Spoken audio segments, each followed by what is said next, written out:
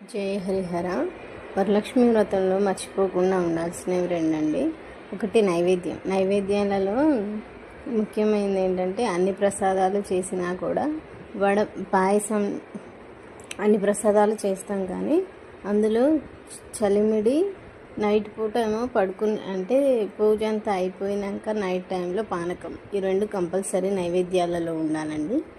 ఇంకొకటి ఏంటంటే సుగంధభరితమైన, వీలైనంత మీకు ఏది సుగంధభరితంగా అనిపిస్తాయో అవన్నీ అమ్మవారికి సమర్పించండి.